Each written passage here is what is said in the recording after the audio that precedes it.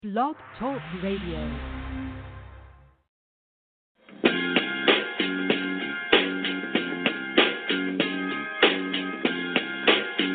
Yo, it's Richie Rich from the 415, and I'm giving a shout to my people at Off the Cuff Radio, the best show out on Friday nights. Keep knocking these busters' heads off, you feel me? Hey, yo, this Fleetwood from the Cotton Pickers, and right now, you're tuned in to Off the Cuff Radio. Feel me?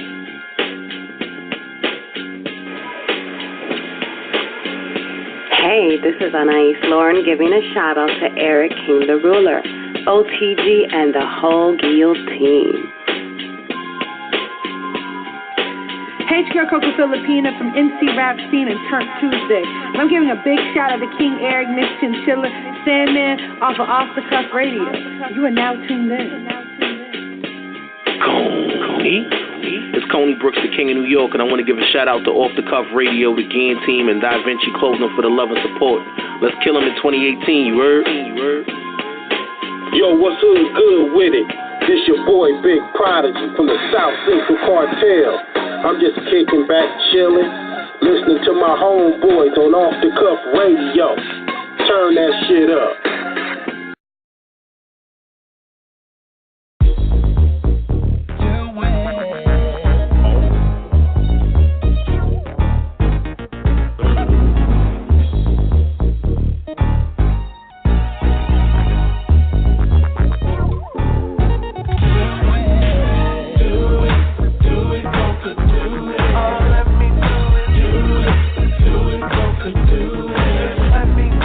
Do it.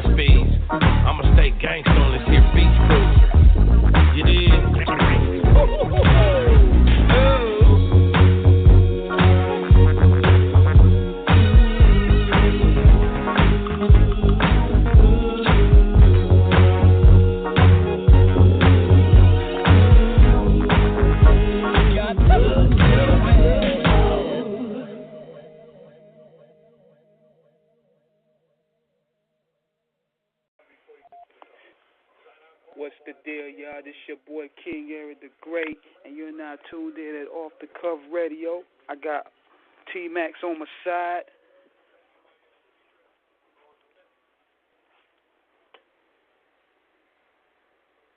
Hold on one second. We're going to try to bring T-Max on so we can get this thing on to the ground. Let's see if we can bring him on right quick. You on, brother? What up, King? It's OTC on the Friday, sponsored by Da Vinci, myself, and of course our esteemed HNIC, King Eric, the ruler, and of course our co-host here in spirit, Lady Miss Chinchilla, and of course still all the Sandman. We on, man. We on. Yeah, that's right. And that track you just heard right there is from our guest tonight. Do It, Coca Do It, very funky. And we're going to give him the proper introduction. And our guest tonight, we have a legend in the building, y'all. A man whom have put in major work for 28 plus years and remain today as the most featured artist of all time with 4,000 features. From Snoop Dogg, Eazy-E, Tupac Shakur, Busta Rhymes, the Dog Pound, E40. The list just goes on, man. So here tonight to speak to us about what we have in store, along with giving us a trip down memory lane, to letting them know what's in store. We have Kokane in the building. Yes. What it do, man. Appreciate it. We got to give you that round of applause, brother. Yes, sir. Appreciate you, man.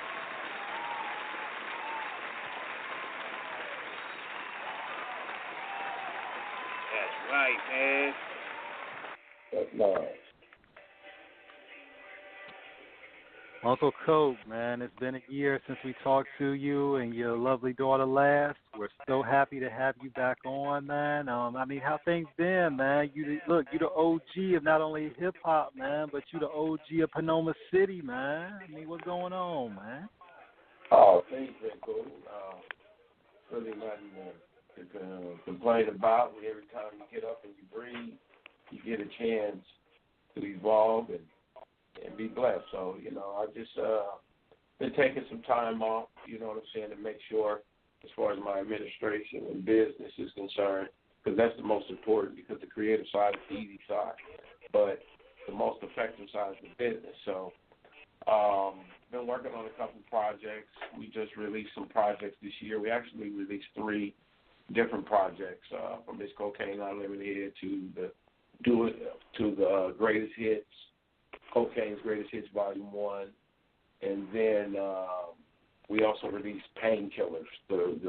We remodeled that old album that we did in 2005, and I've been busy as a beaver, just say it like that, with all the Buddy Boy artists. Every shout out to all the Buddy Boy artists.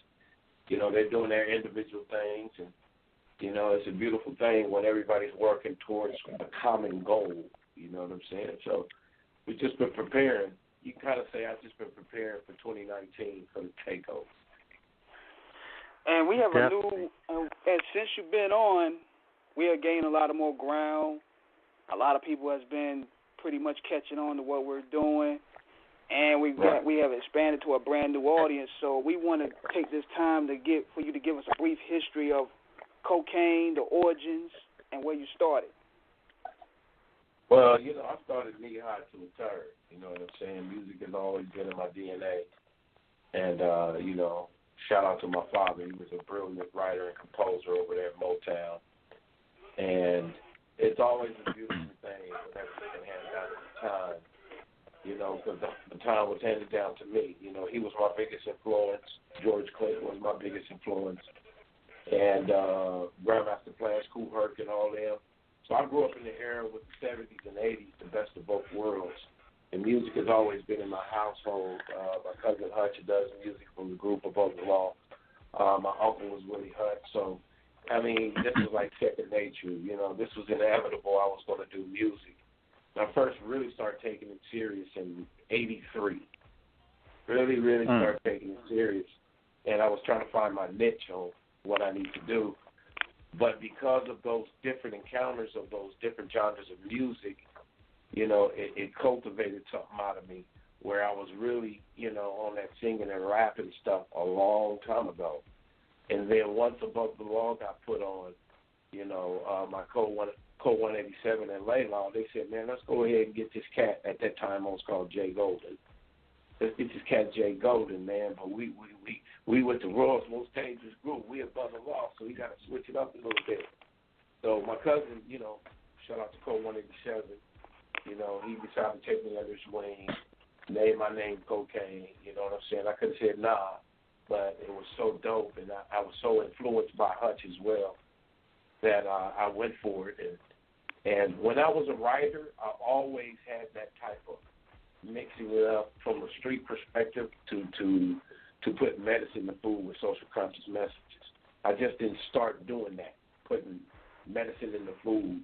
You know what I'm saying? I've always had that type of balance. So when I did the 3-song demo with 187 in Pomona, California, at this spot called Jimmy Hot Track Studio, we did that. Laylaw heard it. Laylaw shot it to Eazy-E, and Eazy-E was so impressed. I mean, it took a minute for people to get signed, but for some reason, which was a blessing, I'm very humble to this day, he said, man, I got my George Clinton, Bootsy Collins, Rick James, rapper, and all at one. Cocaine is very much what his name is. It's cocaine. It's dope. And that's how I got put on. And just to briefly sum it up real quick, Eazy-E gave me, I was a bright kid, young Coca, but I love that man and always continue to promote him. First of all, he's family. And secondly, he gave brothers like myself, Above the Law, so many people from a suppressed environment a chance to get up and finally, do something with their career. So he allowed me to have my first platinum record by being a co-writer for Appetite of Destruction, because I wrote Eazy-E's part for the Ten Commandments, Gangster Commandments. And he also allowed me to introduce this character, which you now know the character to be Sweet Talk on all the East Siders and Snoop Dogg. But before then, the Eazy-E and Dr. Dre and Ren and all them on Niggas for Life, they allowed me to introduce a character called Sweet Talk on the Niggas for Life album. So that was like the start of something that was going to be grand, something that I didn't anticipate, because Above the Law, Hutch worked me, like a coach. He said, you just can't play one position, you can do it all. You can sing, you kind of like the Rich Little of the gang. You just don't bite their stuff, but you took the elements, and he said, I can sound like it. So Eazy-E and Above the Law put me on those features. And what it did, it created a safe haven for me to continue to get work, which was a blessing, but also get recognized by other A-list artists and independent artists that wanted the same type of sound from Cocaine. So that was like the precursor for me being the most featured artist in the world today.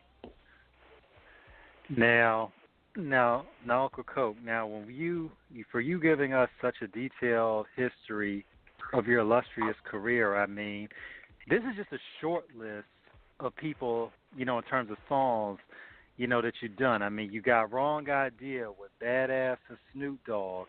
That was off the Personal Business album. Of course, I mean, you got, the East Side is featuring you, on a track called Rug Burns.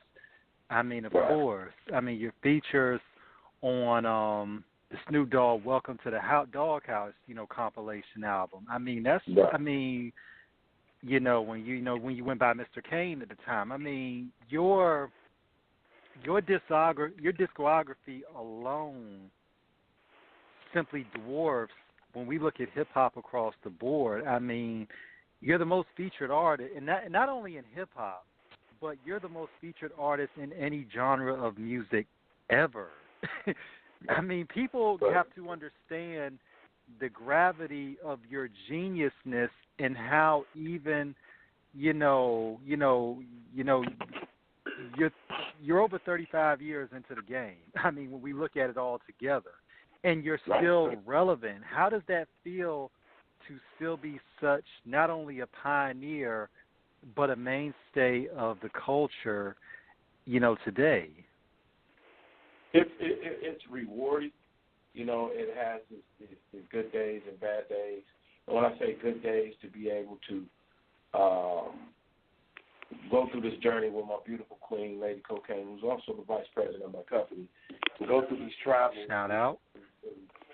You know, losing, you know, Easy and losing certain people in KMG, you know, it's a revelation. I'm really, you can call me a disciple of those times, you know, through the late 80s and the 90s and so forth, where it is today.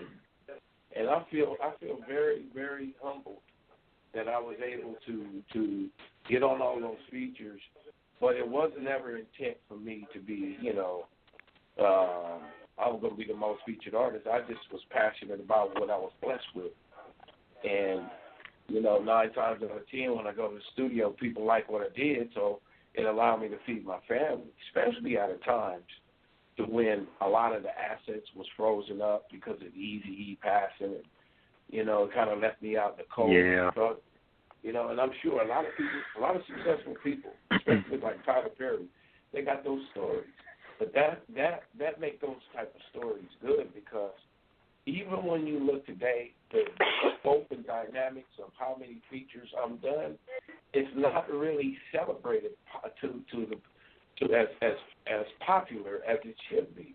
And that it builds up some mystique and mystery about it, because a lot of people, you know, whether they never heard of Kokane, I'm talking about the new generation, or seen Kokane, they can turn on old school. That's Kokane.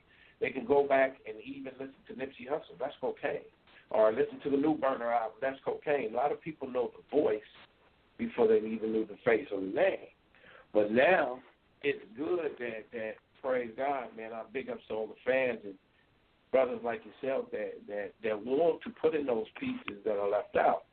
You know, everybody has their story to tell, and I congratulate everybody's, you know, story and travels on their road, how they want to tell it. But there are some missing components to really what made this thing possible. There was an intricate part that I played in helping turn people's whole careers around. You know, there's a lot of things. So, you know, with the mystique and mystery that's built up about the most featured artists, that's one of the significant things to keep me hungry, is the simple fact that there's so much politics still to this day that if you was to tell the truth about certain things, it's either hatred or it's either intimidation. And I look at a lot of things like there's certain people might have it all, but they're highly intimidated, and you can see it right on their face. But I take the good with the bad. I don't have no regrets. You know, even if it's at the point and level to some of these artists, the way they do things blatantly, God bless them. You know, I've been blessed enough to have a wife and 8 kids by the same woman. That's more anything that I could ever have that is, I would consider a true big blessing. You know what I'm saying? So now I'm at the point to where I'm making my pivots after 28 years working hard. You know what I'm saying? It's now I'm mostly focused on what I need to do as far as Kokane is concerned. Because I'm gonna be brutally honest, man. That's one of my weaknesses, and I don't think it's weak. I'm a very kind-hearted person. You know what I'm saying? I like to see people win. You know what I'm saying? I like to see people, you know, have the chance to not go through some of the things that I went through in this brutal-ass music industry, the ups and downs. But at the same time, you know, this is a business and ain't no free ride. So if I went through all this and I went through that, I would expect all my artists or anybody, as far as they're concerned, is to humble yourself, you know, and continue to mash. And if you're real passionate about anything, no matter how long it takes, you're going to stay dedicated. And that's one of the things that I've been blessed to do.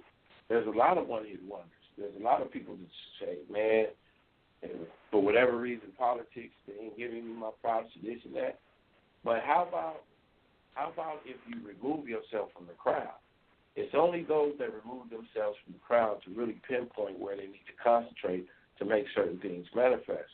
So right now in my life, I'm at that point and pivot to where I'm making things happen with feeling good about all the stuff I've been through, all the stuff I've participated in, realize those that I helped, that at the end of the day, hey, ain't no feeling bad about nothing. I know what I've done, and I know at the same time, you know, a lot of people want to hear the Kokane story and his involvement, and at the same time really get some good game, because it's easy to be speculative about something, but you got to go to the people that actually been there and participated. If you want to hear these things, well, then go to the real, or unless you're going to like WWF wrestling matches. And they entertain you, but at the same time, it's not real. Now, before we go on, we're going to go on and take our break. And there's two records that we're going to play to give people an indication of your legacy. And there's one of them records being L.A. Niggas that was on Dr. Dre's comeback album, Chronic 2001. And being that we know the history between you, well, you know, with Easy and Death Row, they had that whole issue where they were going back and forth. How was it able to mend the ties and eventually be a part of Dre's project? Well, first of all, you know, I've been knowing Dre since '89. We were all kicking, even Suge, and all of us. You know what I'm saying? It was DLC and NWA. I came along when Ice Cube was just leaving, and that was '89. And they were friends, man. They were brothers. I mean, you know, for them to do what they need to do and how the media grabbed it, they turned it to an urban legend. It really didn't stem from Dre and Eazy's relationship. That was more so Suge. You know what I'm saying? But at the same time, Dre followed Suge's footsteps. And, yeah, brothers fight. That's what they do. You'll never agree on everything. You know what I'm saying? But Easy felt that, you know, Dr. Dre didn't have to leave because of, you know, Easy saying, and us around Suge knowing his motives and how he get down, it's like you're going to rock the boat. But then it's a double-edged coin, too. I think Eric should have been, you know, Eric was trying to reach out and make it right, you know, because he the one who held on to Jerry Heller. But at the same time, you know what I'm saying? If them brothers would have had a chance to really iron out things, and if Dre and them wanted Jerry Heller out the picture, I'm pretty sure Easy, in fact, I know Easy was pushing towards that. You know what I'm saying? Right. So they would live right around the corner from each other in Calabasas, hunk when they see each other in traffic. You know what I mean? So I know they wanted to put it all together, but it was forces that were operating in their system at that time. And, you know, when I was able to hook back up with Dre, you know, after Easy done died, that was like 4 or 5 years later. You know what I'm saying? So a lot of people can't put down their indifferences, but we were all blessed enough to put down our indifferences. That was only brought about through hooking back up with Snoop Dogg, because I've been knowing Snoop Dogg, Calvin Brodus, before he was Snoop Dogg. You know what I'm saying? Actually, Snoop Dogg was supposed to sign to Code 187, but Dr. Dre called Code 187 and said, I don't want to step on your shoes, but Warren G just handed me this tape from Snoop Dogg, and I don't want to step on your shoes, man. What you think? Hutch is the one who said, man, I ain't no hater, man. That nigga's a cold-ass freestyler. I'm working on the Kokane album. Go ahead, man. You ain't stepping on my shoes, Dre. That's how Dre and Hutch's relationship was. So that started Snoop Dogg's career at that point. You see what I'm saying? So, you know, by me going over there in 1999 and me and Snoop, you know, squashing our differences through a cat through a cat named Half Dead, who shot the kite to Snoop, and Snoop sent the message back. That's how we Little Half Dead. Yeah, 12 pack of Doja Half Dead, right? Yeah, Little Half Dead. That's how we linked back in. And then later, I went to the studio and hooked back up with Dre, you know, because Dre was working on some things. You know, we were working on some things in that 1999-2000 period. You know, Snoop had the East Siders. So, you know, I went up to the studio, and actually Nate Dogg was supposed to sing on L.A. Niggas, I think. But for some reason, Dr. Dre said, no, we're going to use Kokane. He put him on some other things or whatever. But we're going to use Kokane. And, you know what I'm saying? And much love to, Nate Dogg. I always celebrate that brother, too, man. We the only one that can match each other in the game. Nobody else. You know what I mean? So that's how I hooked back up with Dr. Dre, sung the L.A. Niggas. If you go up on my IG, on one of my IGs, not Jerry B. Long, but the @Kokane_brand, KOKANE brand, you can see some of the experiences and some of the hit records that were formulated during that time. Right. Man. So, hey, T-Baz, I ain't mean to cut you off right quick, brother, but we want to go ahead and just play those records. Yeah, go ahead and play those records that, played a huge role into what Kokane is doing today. L.A. Niggas and the Badass record featuring Snoop and himself, titled Wrong Idea. We're going to pump those two up for our listeners to give people a good dose of how he get down. Yes, sir. So if you want to call in, the call number is 1-619-924-0703. And here is the records. Yeah.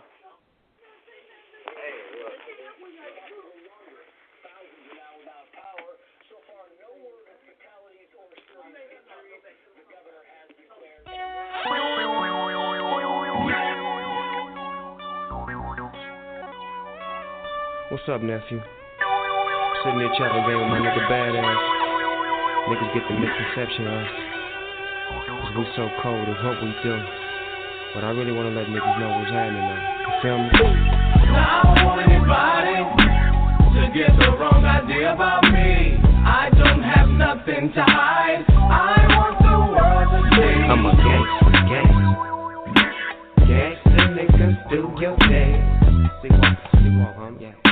Gangsta bitches, wave your hand. See me, I'm about my money, my paper, I'm about my dollars. Popping collars with the smacking, he's slacking, these two revolvers. See, we smoking, going horn, cause the bitch ain't never shit to me. And pussy stay selling, so I never let it get to me. The shit to me is simple, it relies on credentials. We credible individuals ahead of you, we original. Better known as criminals, thugging up on the stereo, killing them on the radio. Some of them wanna hate me, fuck cause they can't see me though, and here we go again. The jealousy took you over success, just keep you slow a while. You get nothing, we keep getting more. Pump the jammer, drop the top, hit the switch, smash down the block, and over here it's Long Beach, so you know when you see a nigga, and don't never get the wrong idea, nigga. Yeah, nigga, what? Holla. Now I want anybody to get the wrong idea about me. I don't have nothing to hide. I want the world to see. I'm a gangsta niggas, do your dance. See what? Gangsta bitches, wave your hand. I keep my khakis free, hat tilted to the east. On the bitch, I remain the beast. None the least, police try to cuff me and stuff me in the back of they patrol car. Cause I'm a former parole star. With the cool name, this nigga here's a fool, man. Go and do your thing. Gang bang in the hood and in Hollywood. Record company executives think it's all to the good. Get to showing me around their house. Then he slide me in the back and had a nerve to try to buy me out. Check this out, man. I'm down with P and DRE. A real nigga from the motherfucking LBC. I just look like this. I stay down for the 12. I'm real with this. Deep as a bitch. I gave you a pound, then I gave your wife a kiss. I had to dip cause y'all was full of that bullshit. Now I don't want anybody to get the wrong idea about me. I don't have nothing to hide. I want the world to see. I'm a gangsta niggas, do your dance. See what? Gangsta bitches, wave your hand.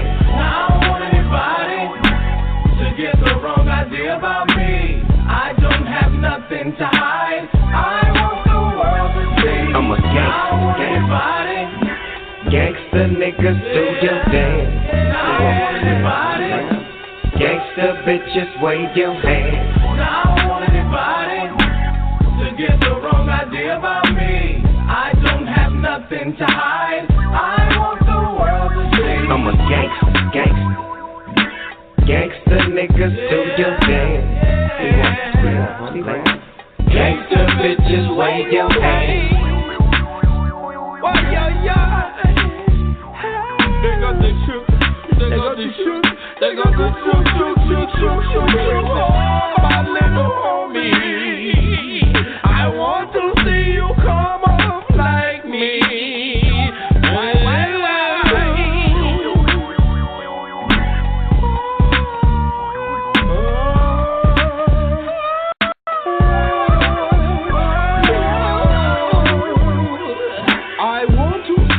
Come on, like me.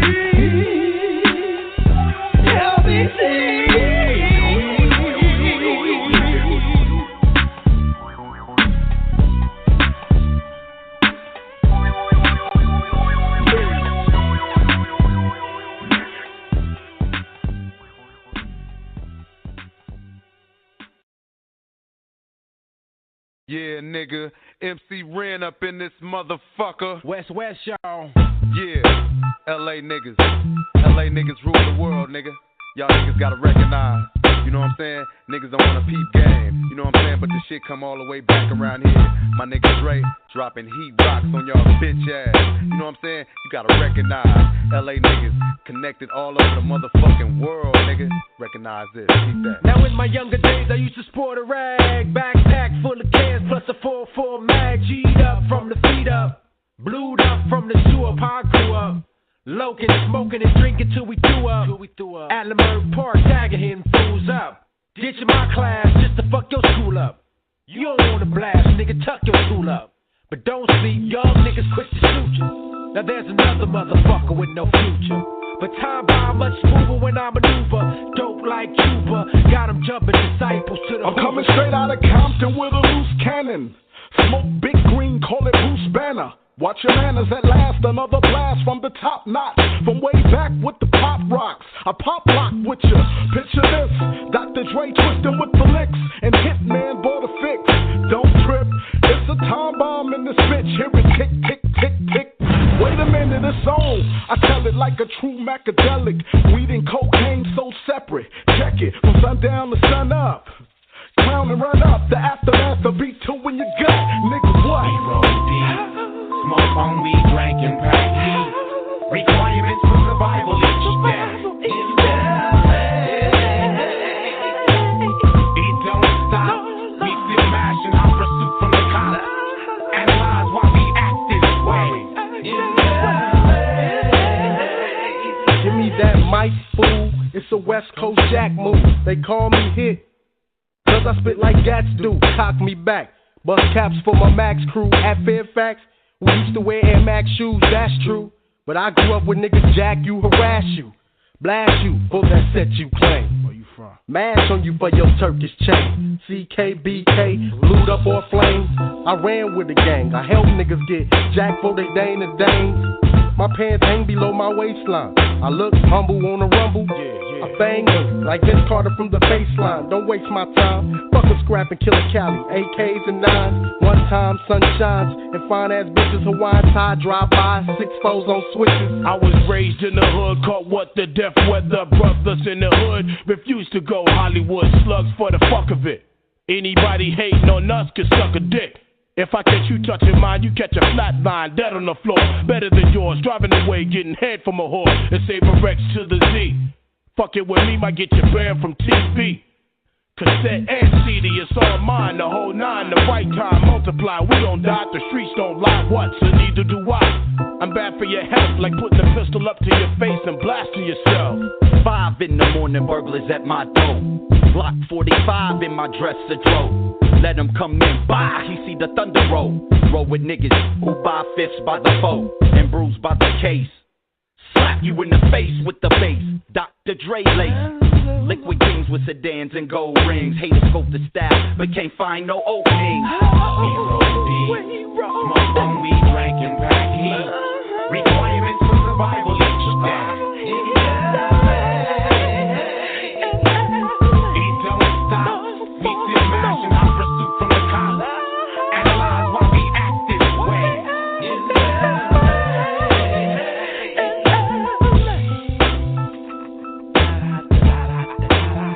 That's how we ride. That's how we ride.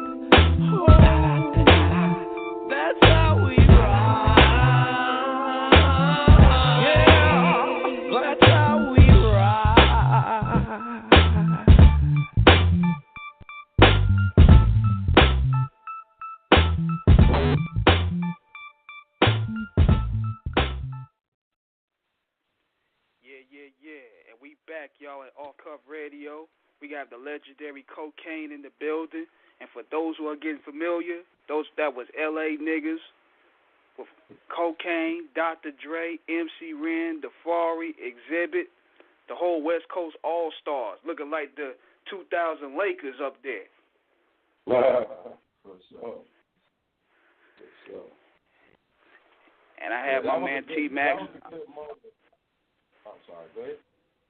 Oh, yeah, I was going to say, man, I'm going to bring T-Max back in a second. But what were you going to say, Uncle Cole? You were going to say there was a great moment for the West Coast? That was a special time. That time over there at the Doghouse was like Rufus Records, you know what I mean? And all those incredible records, you know what I'm saying, that went on at the Doghouse in the early aftermath stages and with the Chronic 2001, the East Siders. You know, I'm talking about coming from our side, you know, E40 doing his thing, Too Short. That particular period between the 1999 and I would say 2008 really helped the youngsters carve out their lane today. You see what I'm saying? So I feel you. You know, I love every bit of that moment over there with Snoop Dogg making records. The passion, the incredible production over there, there wasn't nothing like it, brother. And I'm just, you know, I was blessed enough to be a part of that. You know, Uncle Cole, when y'all did, go ahead, King. Oh, you go ahead. I had to make sure you was back on. Yeah. You know, Uncle Cole, listening to Chronic, 2001, because of course this is coming almost a full 10 years after Dre had did the original Chronic. So it was one thing to hear still DRE, there was a lead-off single, of course, with him and Snoop.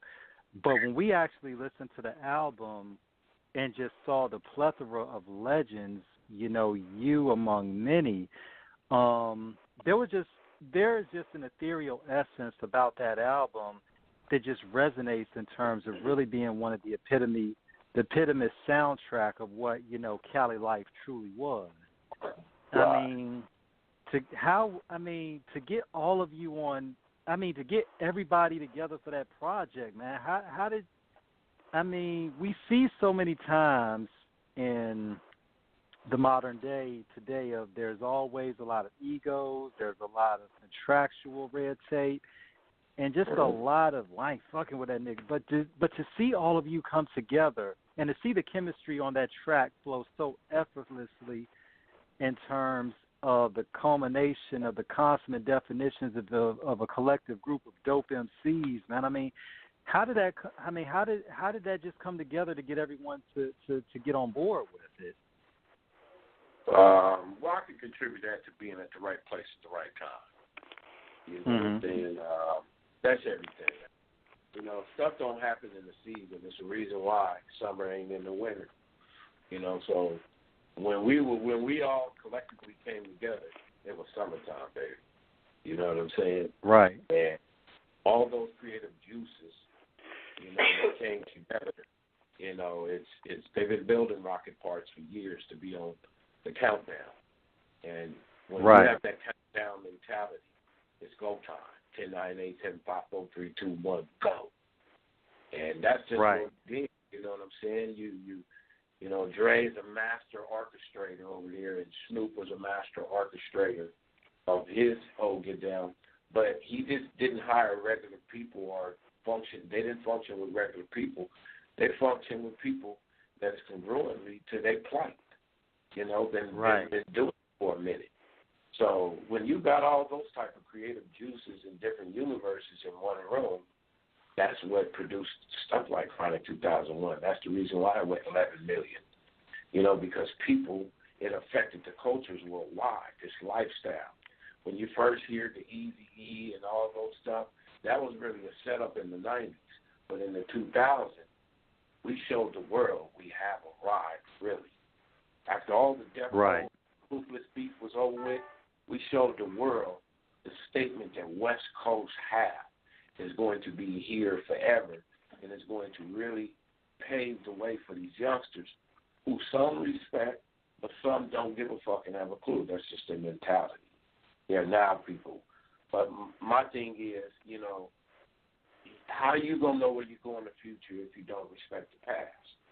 You know, it's just like our funk forefathers. You know, when I met George and all them, I have nothing respect for them. But this generation has been duped and conditioned, you know, through technology and the social network, not to really introduce respect. There's nothing such thing to them as some of these youngsters as principles and morals. They're so now, this is really a zany generation. And what we want to do is encourage those to change just the landscape of what's going on and reintroduce some of these things, you know, that the OGs have to represent, because that's what it's about, man. It's no different than the father to the son. If the father does what he has to do for the son comes back and automatically through his actions respect. You know what I'm saying? So my thing is, I raised a lot of babies off my music, and I want to still, you know, have accountability about myself to be able to initiate some intelligence and initiate something that's, you know, outside of just being dope, but encourage them to go ahead and understand what business is, protecting your music. And that's just a fatherly duty as an OG.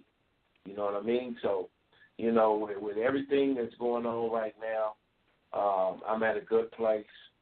I was blessed enough, not to throw you off on another subject, but I was really blessed enough. Go ahead. Be at the right place at the right time. Whether it was messing with a Jadakiss or Rest in Peace Prodigy or getting on the Busta Rhymes album or doing something with Jay Dilla, you know what I'm saying? Not just inside the West Coast, but Kokane worldwide.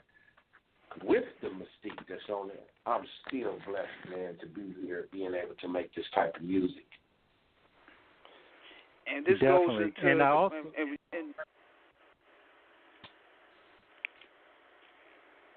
oh shoot! Hey, you there? Hey, you there? Yeah, I had to make sure I was on because I had a little technical difficulty over here. But going on into the future, which is now we're going with the present, and we're talking about the Finger Roll album that's about to come out and about to drop. So, what do we have in store about this? Like, can you give us a sample of what should we expect from that?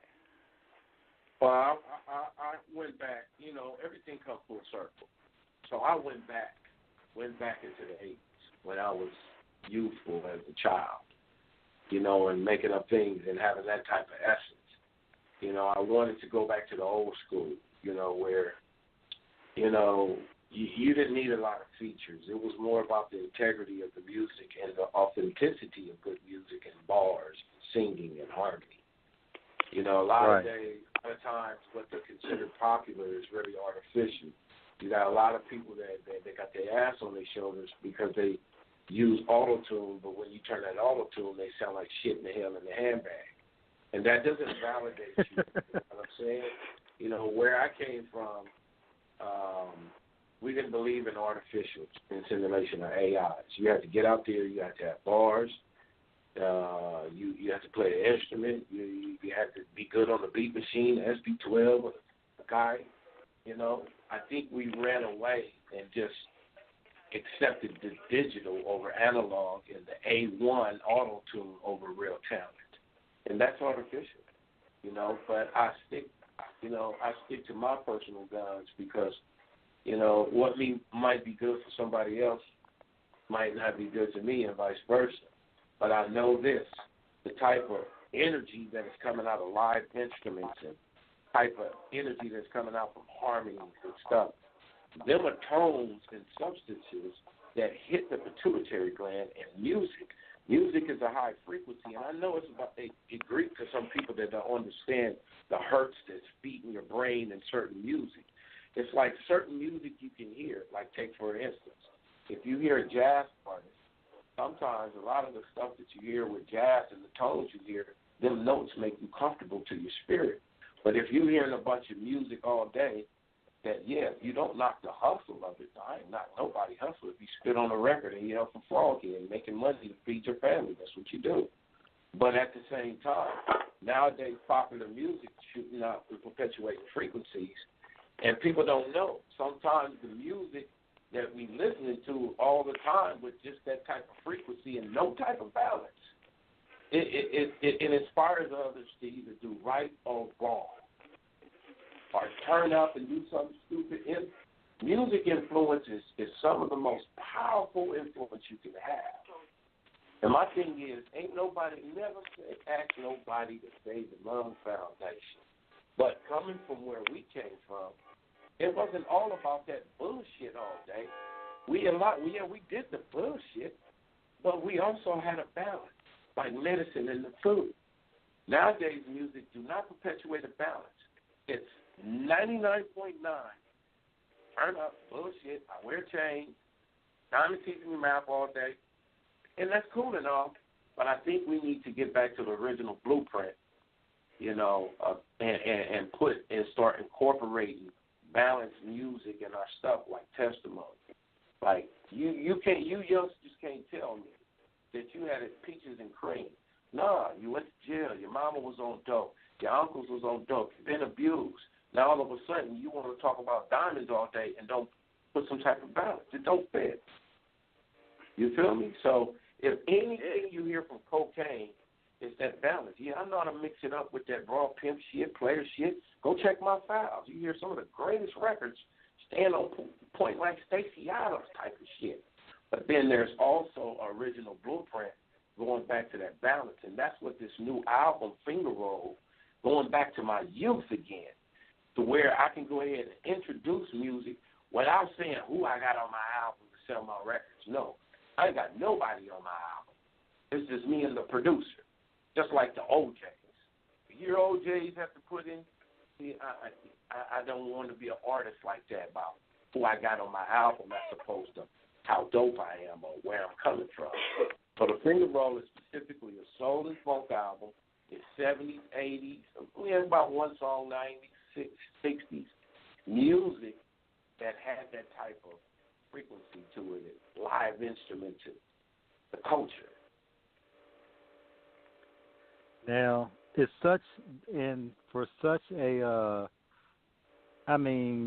the soliloquy is so soulful in terms of what you expressed in terms of what the album represents. I mean, when I saw the title Finger Roll, I thought of George Gervin, cool as ice, just gracefully going towards the basket, off of a perfect play, executed the score. And that's what I like in your album, too. It's the perfect culmination of music, harmony, lyrics, and inspiration in a confluence of greatness.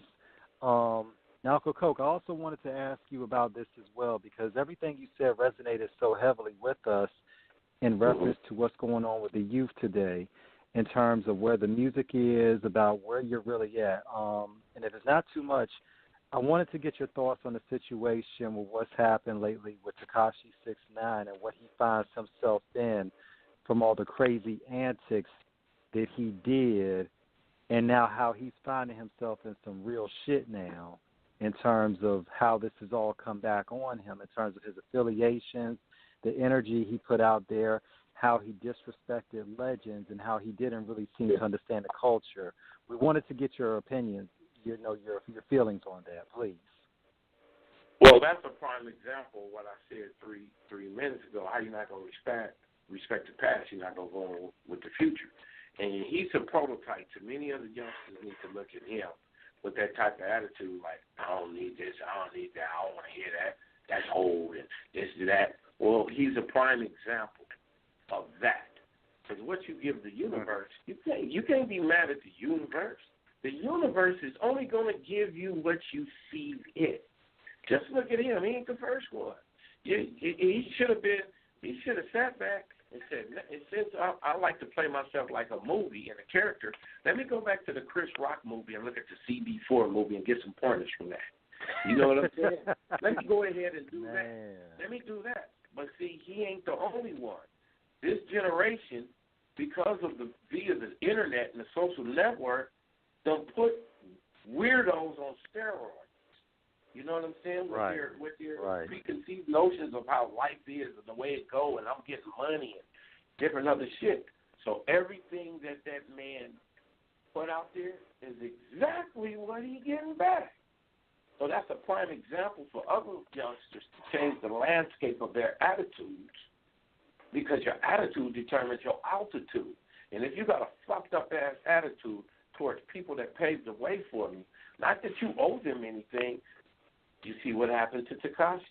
That's exactly what he's getting. You can't do that. You can even go back to a record where it was this MC named Tim Dog, who had a song called Fuck Compton. Yeah, had Fuck Compton. Yeah. Yeah, where is he at right now? Because there are certain real motherfuckers know that there are certain things you don't do. Even real ass Damos and Blood got real respect for Keyways and Crips because we get it. That other stuff, people are enthusiastic about the lifestyle, but they never went there. And they have a problem. It's an insecurity problem, because why do you want to be like something that you really ain't never went through or really ain't about? And when the phone goes down, all of a sudden you want to get PC'd up. So, as a believer, God bless Tekashi. I hope he gets through his struggle. But exactly what he put out there in the universe is exactly what's going to whoop his ass. It seems like also, too, with a lot of youngsters that just try to come in, they just phase out eventually, because especially they trying to build their polite off disrespecting legends, just like Lil Yachty. You don't even see or hear anything from him no more. Same thing with Young Thug. Because you know why? It's so funny. Youngsters hear me, and I want y'all to hear me. When you out there and you boasting about money and these old niggas and this and that, guess what? The young money ain't and I'm not talking about what you call label. Lil Wayne label. I'm not talking about his label. But let me tell you something. Young money can never be bigger than old money. Old money is it lasts through generations. Young money, so you got to look at people from the hip hop. Or do you have any one youngster at this time in hip hop that is at the plight financially of a Dr. Dre, Jay-Z, or a Puffy? No. So why in the hell do you youngsters, some of you, not all, I'm not going to condemn, that's stupid, but some out there, you got this ignorant-ass attitude that you're doing something big, and then got nerve to disrespect people that are actually been in the game a long time. Those are the people you need to learn from. Don't show me a new booty. Show me somebody that's been through there a long time, because nothing you can't do for me, nothing new that I can't do for myself. What I'm going to learn? You know what I'm saying? Sure. So I commonly get this conversation, you know what I'm saying, that youngsters ask me, and, this is the same type of thing that I deliberate out of my spirit and experiences, that you cannot advance in the future if you don't respect your past, players.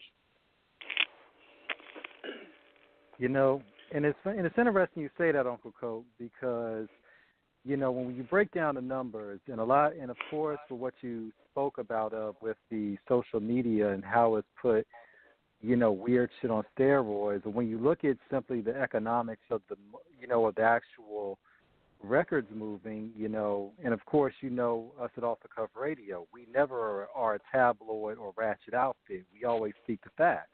And when we look at what happened with Yachty's album, the thing is with Yachty found his lane with that young audience, but lyrically, Yachty was not at that level where he could really, and it's no hate on Yachty, but when we look at it from simply a hip-hop connoisseur, purist perspective, Yachty's music was not really what you could call something that is going to be a lasting testament that is an example of hip-hop excellence. The same thing with, in that album, when he finally dropped Little Boat, I believe, last year, it really didn't do so well. And, of course, when Young Thug dropped Beautiful Thugger Girls last year, and he had been in the game for 5 or 6 years before the album finally came. But the thing is, he had done so much weird shit prior to it that everybody was like, okay, nigga, enough weird shit. Whereas the actual, like, hit music. And Beautiful Thugger Girls didn't do anything. So it's like what King said, and you have, and the thing is with a lot of artists, and that was a beautiful analogy of what you articulated in terms of what you call mature money and young sense with no sense. Yeah.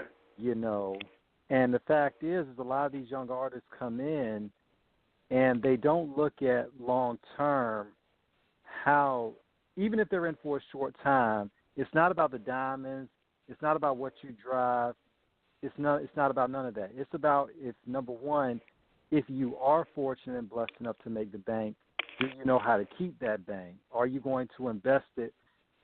Because I can't, and it's no hate from me being older or any of us being older, but it's how many artists can we actually say right now are actually going to be, the quote unquote new artists, the younger generation. How many of them 5-10 years from now are still going to be relevant in the game? And did they take care of themselves enough to live as comfortably as you, Snoop, Dre, everybody who came before them? Everybody lives in the moment. Everybody lives in the moment instead of thinking of legacy. You're absolutely right. Everybody lives in the moment, but also, I love rap because it was built on battle. You know what I'm saying? For certain things that people are forcing the issue. Like people compare certain people, what's her name, Andy Irie?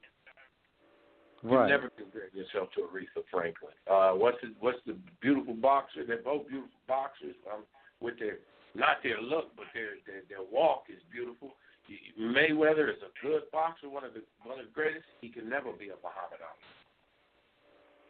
See what I'm saying? I think people using that analogy, that's where the disrespect comes in. That they see OGs, and at the same time, it's accountability for the OGs part, because some of us didn't turn the OGs away, the youngsters away. So two wrongs don't make a right, of course, but speaking on the disrespect, that's where the disrespect comes in. Like, look, I'm a consider my generation a George Clinton Aretha. I don't care if you can sing 5 million more notes to me. But the principle, the tribal principle, is that they have respect for your peers and elders that built the way, especially those that are leading by example. There's one thing to have the respect, but if one ain't leading by example, then it's a different story. Everybody won't want to be a Superman. I'm the king, the best in that. And you don't know the most comfortable principle to your own spirit is to find out, man, who paved the way for me. But only people with those type of right attitudes are going to have longevity. Those that don't have longevity, shit, I could take it back in the days, man, where it'd be like 10 gangbangers outside. We drinking, but when Grandma said come out and turn that music down, we didn't go back and say, fuck you, Granny. We said, okay, Miss Yamini Serene, sorry about that. We'll take it over there. Where have we gone? You know what I'm saying? It's up for us that are living still, living legends, because the ones that are gone, we can't do nothing about it but tell their stories. But the ones that are living, I encourage all youngsters that's hearing this, when you go to be the Navy, I'm going to use this analogy. When you go be a Navy SEAL, make sure that I want to be a Navy SEAL by learning from my superior, who I need to learn from, because at the end of the day, everybody that's going to try out for a Navy SEAL out of 100 people, only 5 don't make it. And with this record here that you sent us to, titled The Good, Bad, and the Ugly, and I heard the record, and I was thinking, man, Coke is channeling his inner Rick James with this record here. Yes, sir. Well, that Finger Roll album is a special album because it was produced by one producer. We went back like Michael and Quincy. You know what I'm saying? I like working with a lot of producers over the years, but I wanted to get back into the element just like I did with one of my albums called Funk Upon a Rhyme on Rufus Records. It was just me and Hutch, my cousin. They came up with one of the most classic records still to this day, you know, No Pain, No Gain, etc. So what makes this album is it goes back to that element. And a cat by the name of West Coast Stone, who's been out there, you know, crushing grapes for years to drink fine wine with his music, you know, it was just second nature. You know, he had the goods. I always wanted to do an album that representation of that live instruments and the culture back when the landscape was different from the 60s, 70s, and the 80s, you know, but with a 2019 twist. I felt it was time to reintroduce this type of music and help encourage it go to the popular forefront of music. Because when we had the Michael Jacksons and Whitney Houston and Marvin Gaye's and stuff on the radio at the popular forefront of the Shy-Lights and Rick James and Parliament, the life of the ghetto and the world was a lot better, to tell you the truth. Yeah. We had that type of music. No matter what you was going through, you could turn on the Marvin Gaye song. You could turn on the Whispers. You could turn on the Donny Hathaway, and it helped you got through life better. I want these young kids to have the same privilege I had when I was growing up, helping me through those times, inspiring me to go to the next level. You know what I'm saying? Because nowadays music, not all, nowadays music don't have that balance. So with this Finger Roll album, it goes back to that balance. It makes you want to dance. It makes you want to put your pistol in the car because we don't want to hurt nobody. We're tired of hurting people in records. Now, ain't nothing wrong with that. I get down sometimes. But this shows the balance in relationships. It has funk on it. It has social conscious messages. It is like I stepped out of a time capsule to reintroduce the world to this type of music again.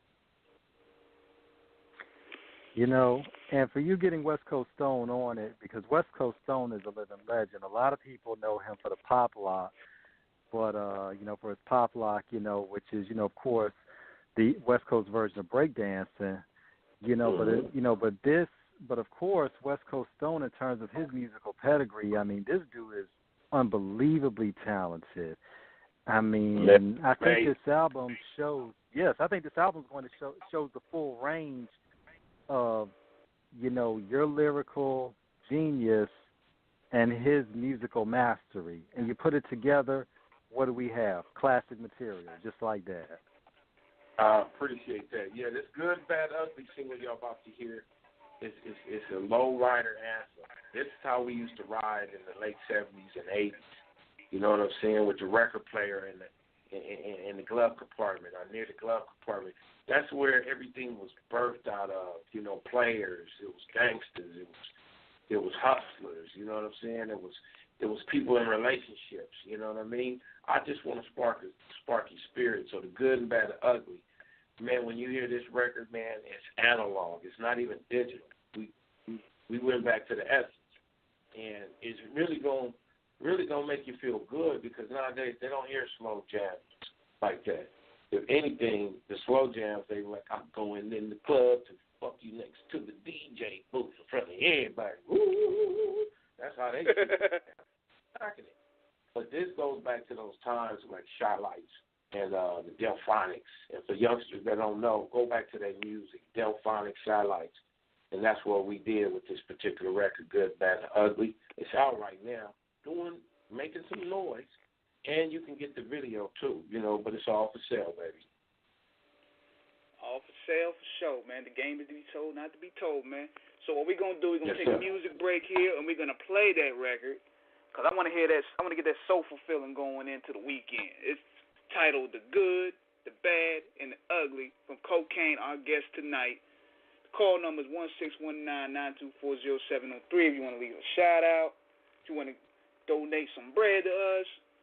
Hit that GoFundMe page. You know what it is. So this is The Good, Bad, and Ugly from Kokane. Let's get it. Yes, sir.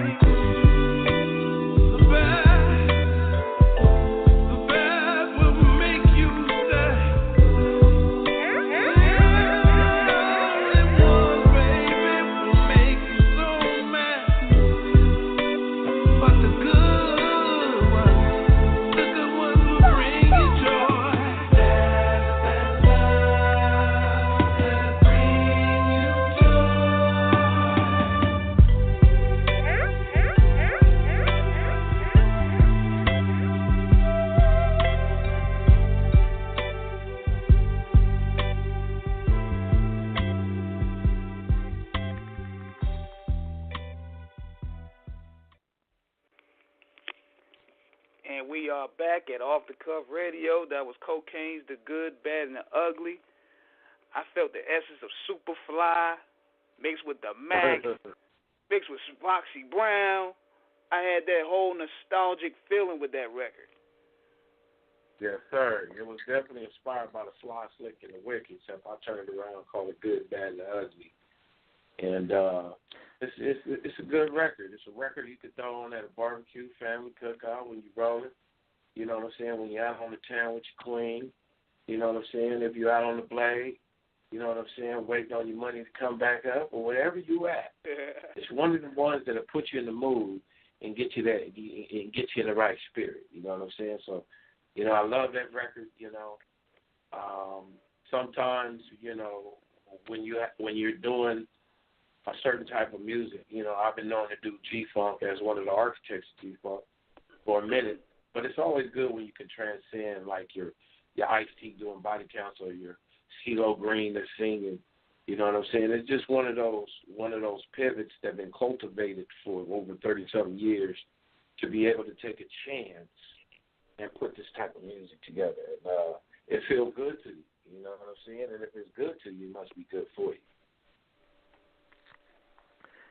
I mean, you know, but definitely, I mean, listening to it, you know, it takes you back in a nostalgic fashion to the days, you know, of the fur coats, the top hats, the bell bottoms, you know, and all just the elements that made, you know, the 70s, this late 60s, 70s funk just so fantastic. I mean, you know, I mean, how do you, and I mean, to the untrained ear, it would sound so in place, so in sync with that time. I mean, that must have been some studio session with a lot of smoke in the good way.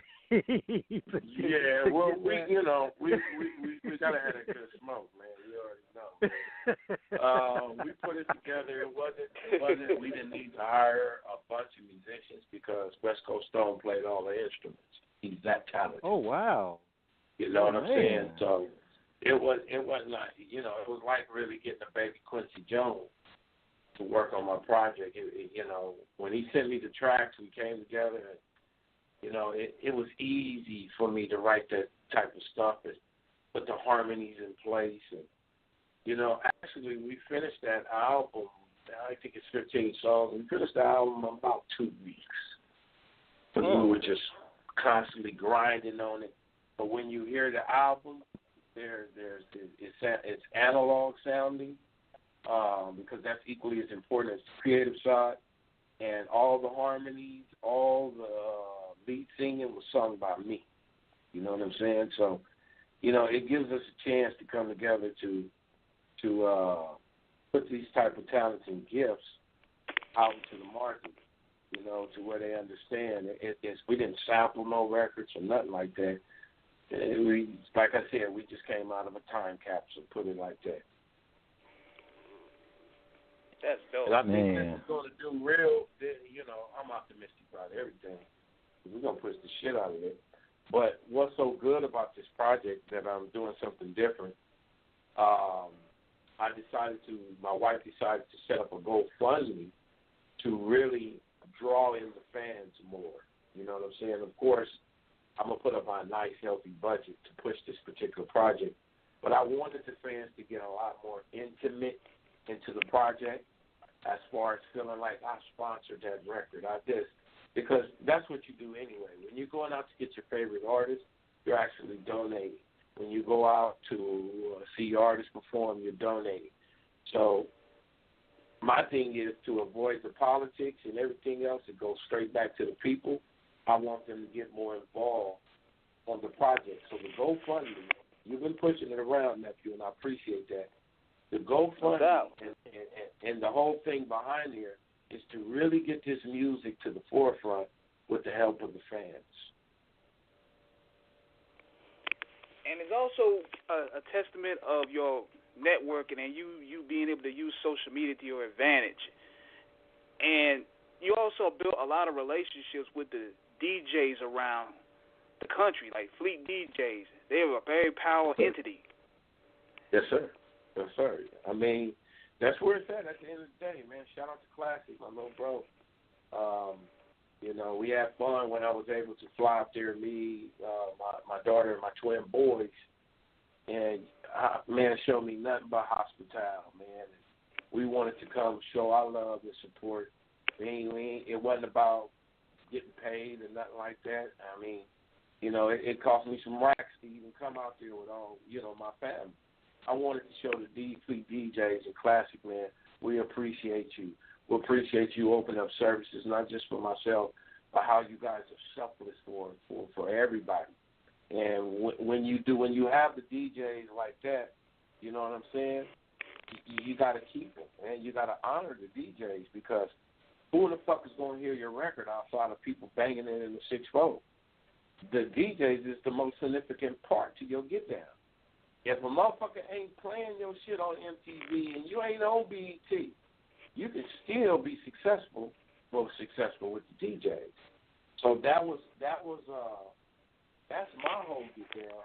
And to put it in a nutshell, you know, Classic has been, and all you guys have been very instrumental in getting the word out with this new thing that I'm doing, and I'm very grateful for it, man. You know what I'm saying?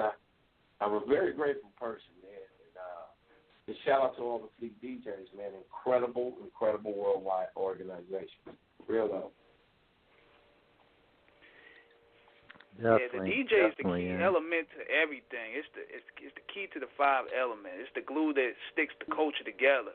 And even I could get passionate about the show, because when we started doing the show, there was a trend going on where, you know, you had niggas going in there disrespecting the DJ. I'm like, whoa, we can't do that, because the DJ is the key source of everything.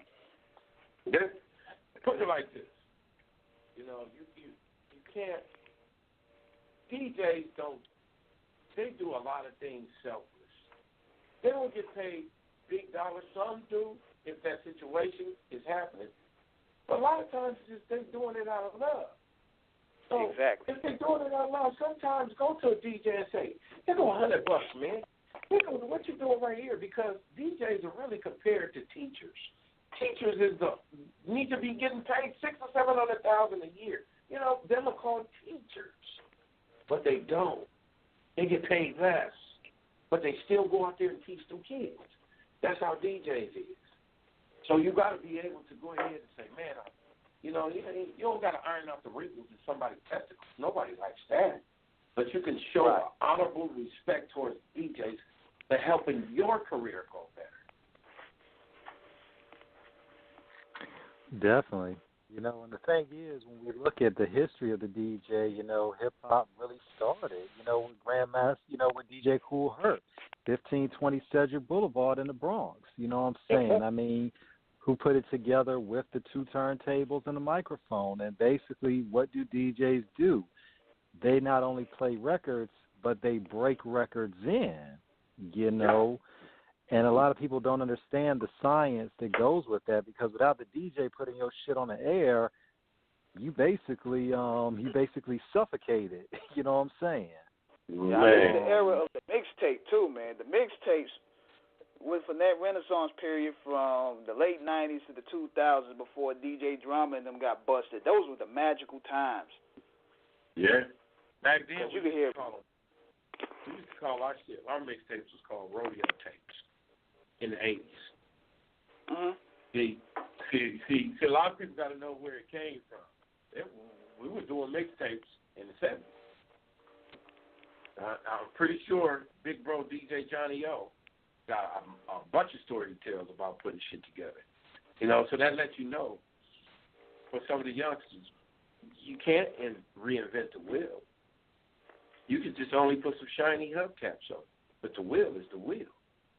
You know what I'm saying? So I just like, you know, just whenever I can, to get that type of love and respect, most importantly, to all the DJs that ever function with me, are just solid motherfuckers that support independent people. Because it's real, you know.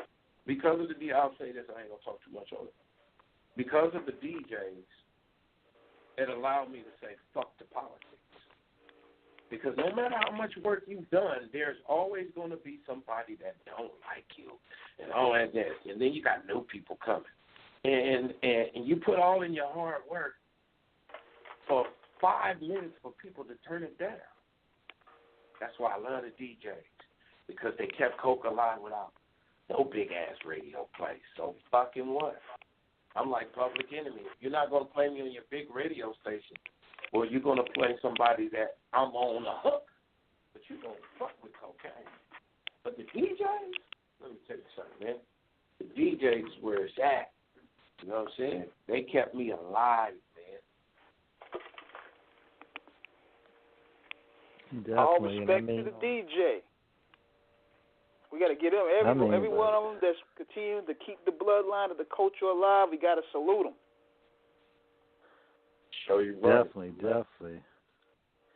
I mean, starting all the way back from, the old days of K-Day radio, on the west side, I mean, of course, man, you got DJ Crazy Tunes, DJ Battlecat, I mean, just all the producers, everybody, man, who just, man.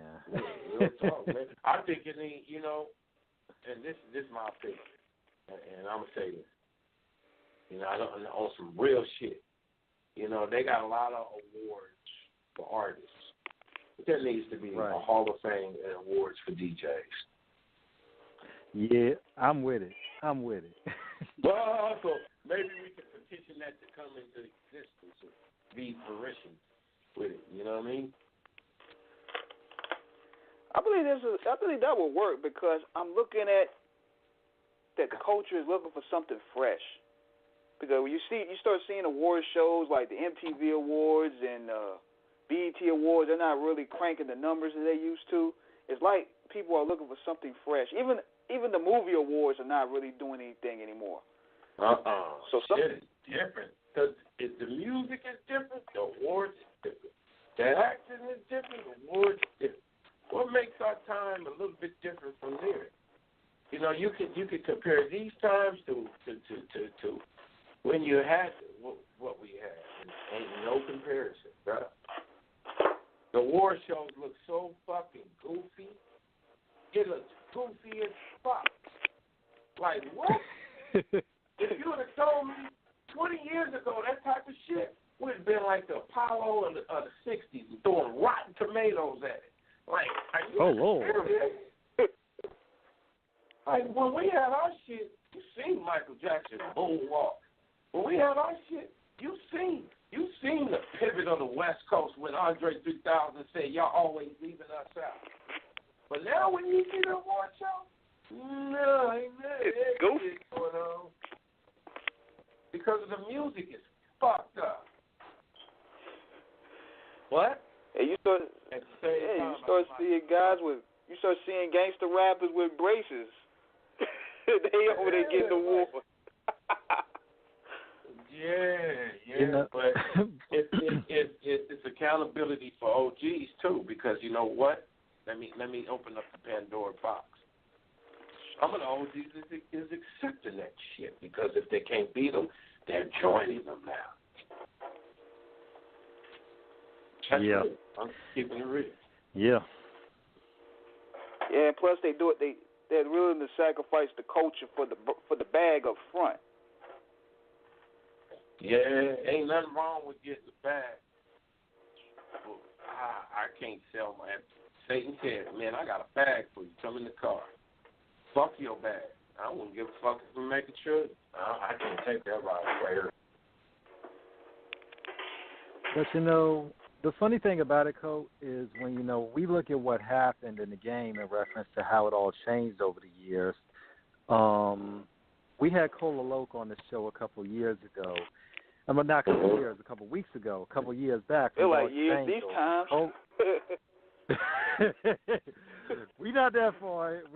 Yeah, man. But when we had Cole on the show a couple of weeks ago, she talked about how the game had just changed in terms of where the business model had taken a different dynamic.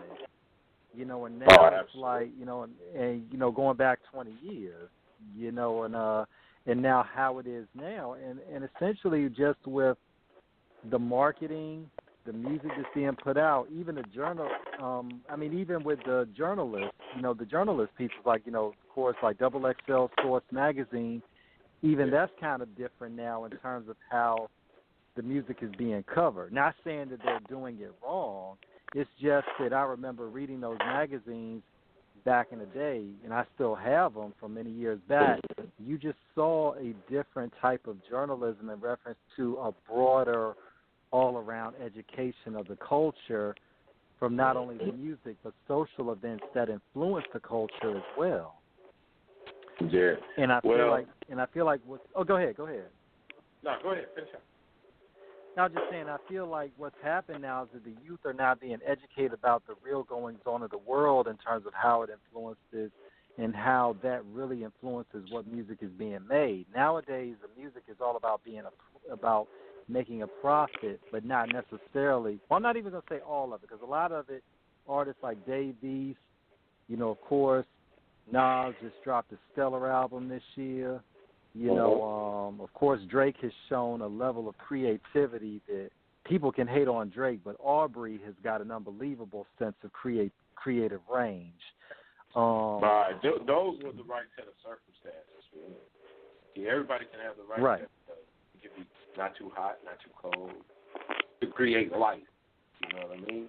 So, that's what happens with that brother. Not to cut you off. Go ahead. No, you're good. Yeah, it was different stuff. What was the question again? I'm sorry.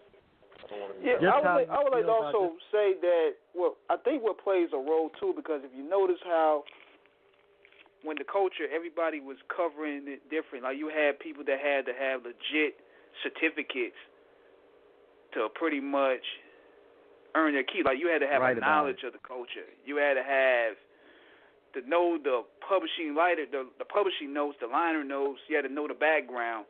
See, with the digital age, it gave every Tom, Dick, and Harry a chance to be heard. And that's where you have that whole DJ academic style commentary going on. Right. You know what? Now I know what I was going to say. Going back to the magazines, it was the shit, man, to cut out those magazine posters and put them up on our walls. They don't do that. It was the shit back in the day to not even worry about a phone, go outside and walk on the grass barefoot. It was a blessing to do certain things that now when you compare, you know what I'm saying? It's like a slow cooked meal compared to a fast McDonald's.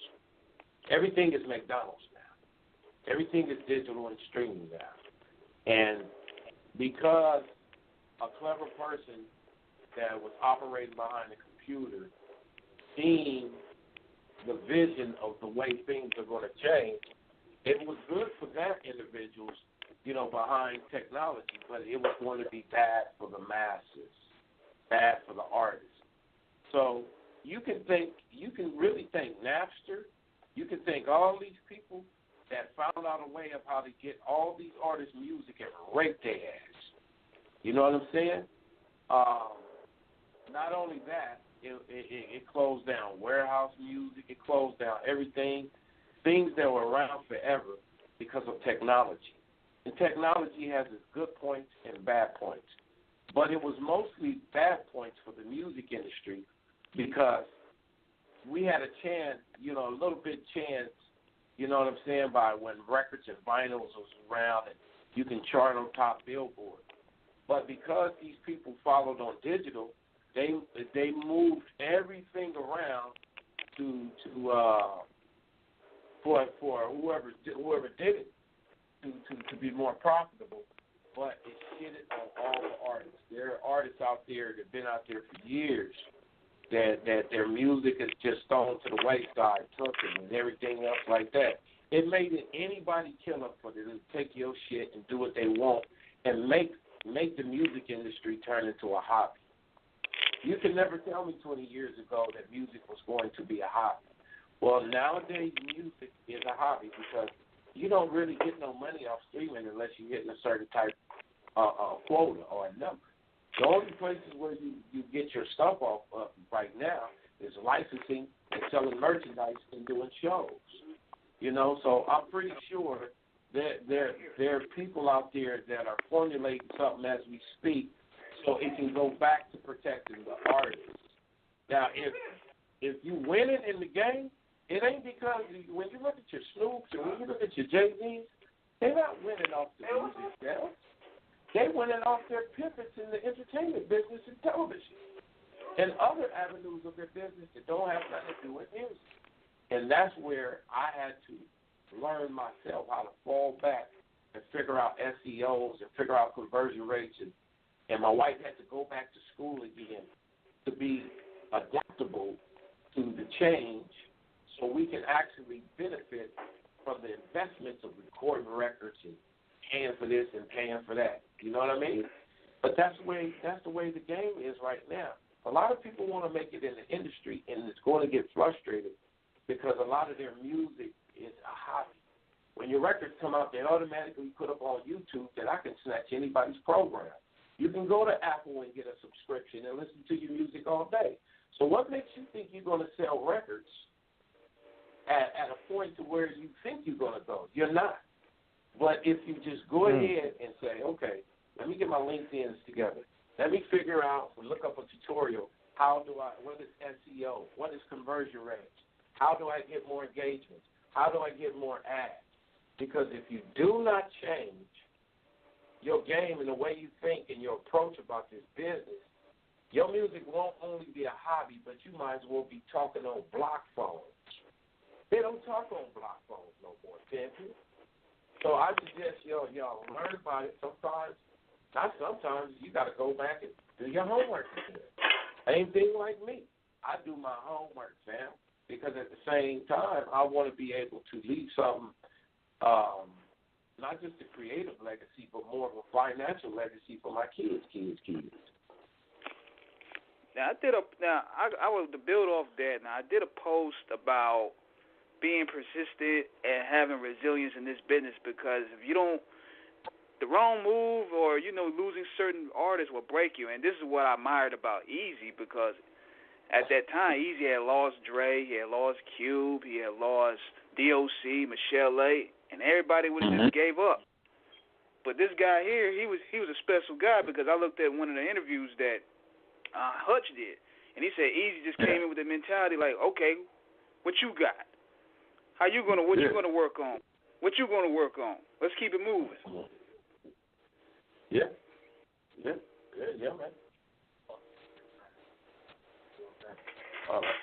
Yeah, that's how it was, man. He had that resilience, like you said, man. He was like, fuck it, man. Hutch is just as dope as Dr. Dre. It's not on the same page. And Hutch is. Because Dre showed Hutch some things, and Hutch showed Dre some things. A lot of people don't know. Hutch helped produce 100 Miles of Run. People don't know that. And you got to remember, too, of course, a lot of people got to understand, too, when Above the Law, with their first couple of albums, Vocally Pimping and Living Like Hustlers, you know what I'm saying? That was really, for some West Coast historians, for some hip-hop historians, they feel that was really, Big Hutch, of course, is the one that really laid down a template for what West Coast music sounded like, and Dre just took it and kind of expanded on it. Let me tell you a lot of something. people say that You're absolutely correct. You can't say that a lot without people saying, he's a hater. Oh, nobody's not hating on nobody. But if the real is the real, we in the real shit, right? Well, people need to hear the real. Right. But those first two, every Above the Law album is just incredible. But those first two were special. When you're talking about that late 80s, early 90s time frame of their release, that predates the Chronic by 1 and 2 years. But when you just listen to it, it's like, man, and you can easily hear on the Chronic where Dre, in terms of those melodies, the synths, everything, that pretty much that's directly coming from off of that. You know what I mean? It just, like I said, Dre expanded on what was already laid down. But, him and Marty and Snoop expanded on what was created by originator of G-Funk is Code 187, and I'm one of the originators, or you could say architect, me, KMG, Chaos, Laidlaw, and Goldback. We inspired them. It's just like Zuckerman was inspired by the twins bringing them the pattern. Right. That's how it was. They took it to the next level. It's just like us being inspired by Parliament. They did peace funk. Mm-hmm. But we can never say, I will never say to nobody, I invented peace funk. I'm responsible because of peace funk. You know what I'm saying? And leave people out. I can never do that personally. You know what I'm saying? But different people's is different stories. I'm not hating on nobody. I'm just telling my mind, speaking my peace. You know what I'm saying? And, you know, because of what those brothers did, it's a blessing to the game. You know what I'm saying? It really is, because they took it far, you know. Nate Dogg and them took it far. When I met Nate Dogg, it was at our Above the Law studio, and they were auditioning for Hutch. You know what I'm saying? Him and Snoop Dogg, you know. So at that time, you know, it's good when people can take a music that they like and elaborate on it, mix it up, and creatively take it how they want to the world. So all that stuff, man, I give 2 thumbs up for what we were able to do at Rufus Records, the inspiration we inspired, and vice versa, to be able to, you know, stand up and look around today and say, damn, what a blessing, man. I've been a part of helping a group get into the Hall of Fame. I've been helping a part of somebody that actually got a Hollywood star. I've been helping a part of this and that. You know, sometimes you got to really know the contribution is more of a blessing than ever. Definitely. Now, in terms of definitely, Uncle Kokane, in terms of what's going on the West Coast right now, in addition to yourself, there's a lot of young bubbling talent, you know, coming out of there. And how do you feel about seeing some of the, you know, like G. Perico, Cam in China, you know, all of them making, of course, Mozzie up in Sacramento. How do you feel like seeing a lot of these, you know, the children coming up behind the adults in terms of the OGs? I love it, you know, especially because they follow Elder's blueprint, you know, Nipsey, all of them. And the good thing about it, they're taking some elements from the OGs, but they're innovating in a new way how they're doing it. So it's their time. Right. You know, you got to look at Young Easy, Young Dre, and Young Above Law, Young Kokane, Young B.O.C. It was in our 20s, man. We was young with money and having fun and this and that. You know, it was fun. But it's a blessing to see certain young MCs like you just named, or I just named, to be able to make those pivots at a young age, because we didn't make certain pivots like we were supposed to, because we were the sacrificial lamb for other people's beef and everything else. Right now, some of the youngsters that's making that pivot, it's only because they're taking some things from the OG, but they're innovating things how they're supposed to.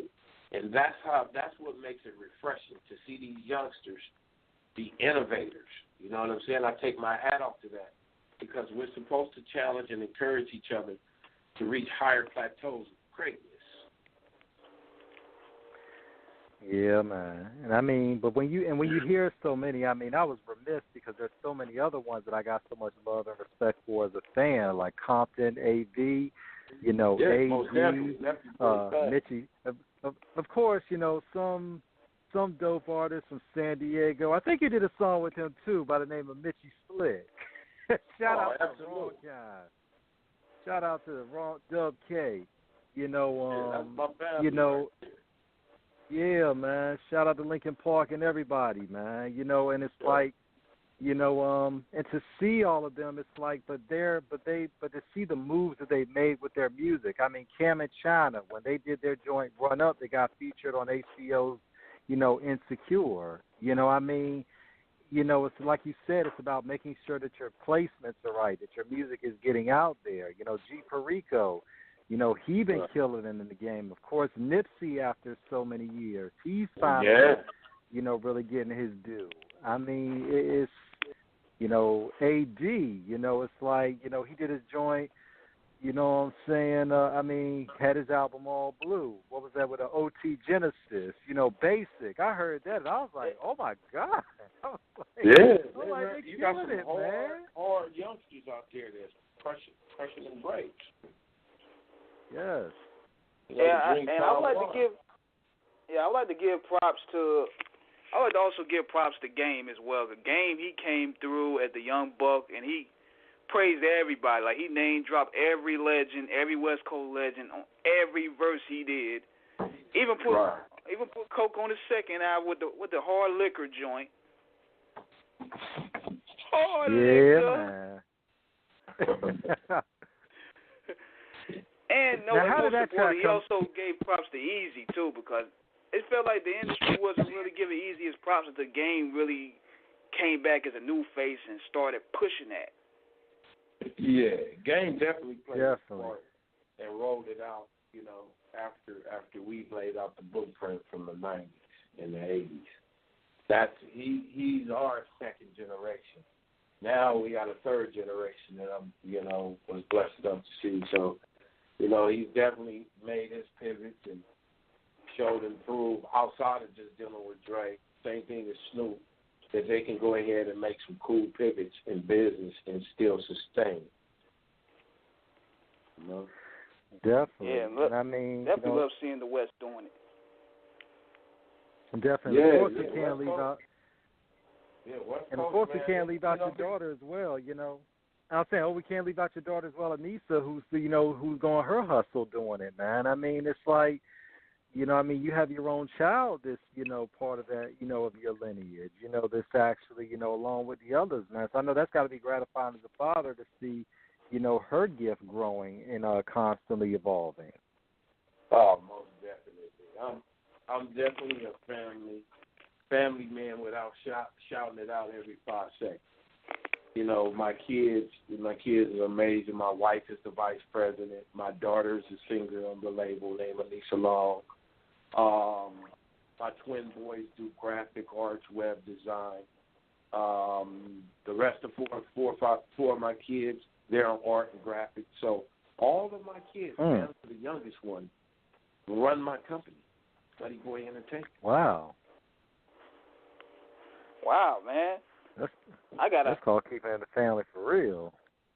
Yeah, I gotta get that a round of applause, man, because that's a family move right there. You putting your kids in a power position. I gotta get that a round of applause too. Man, I appreciate that. Round of applause for the babies. I appreciate that.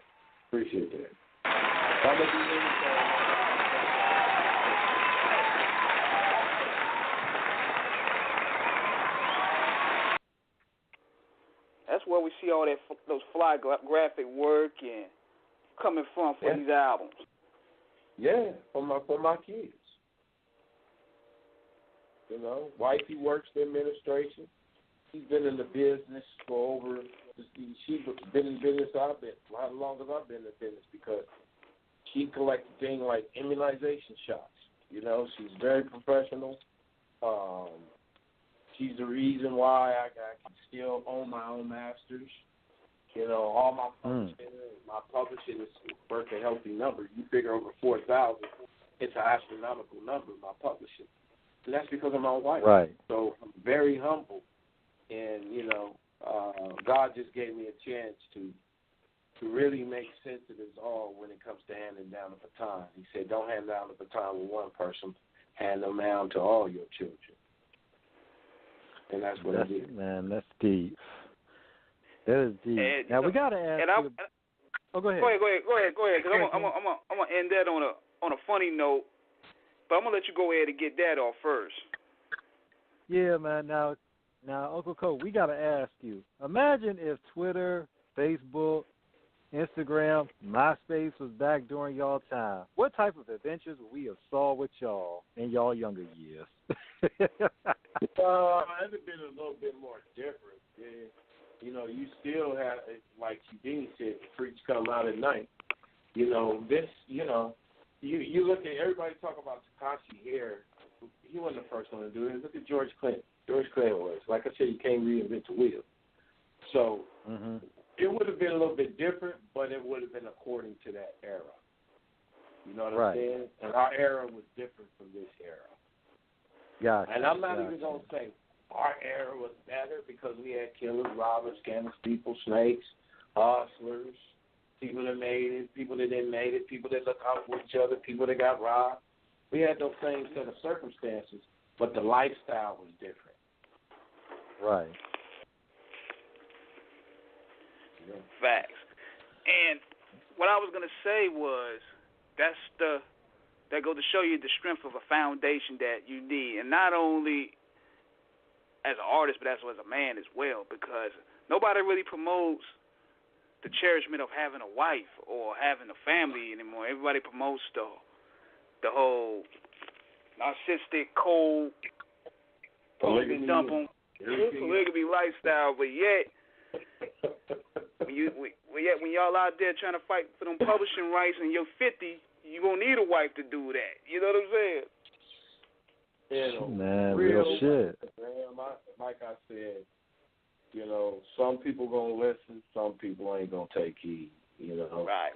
I don't never want to be one of those ones that look the part instead of walking the part. This is what I do. I'm a family man.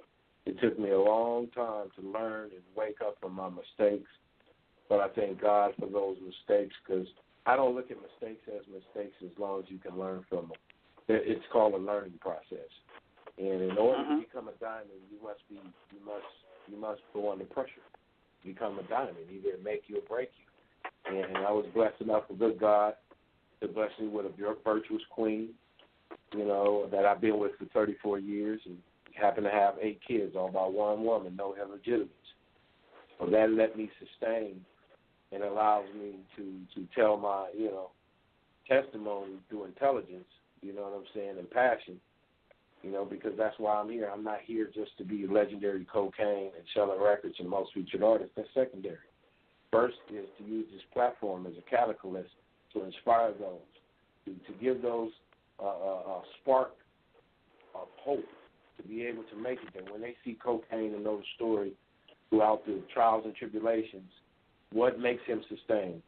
And if I can tell the world out there, having a good wife and celebrating her all the time with your kids does it, well, I'm not trying to reach 100 people, but if I just reach one, I'm doing what I'm godly supposed to do. Let's have a round of applause, man. Getting that Joel Osteen motivation right, man.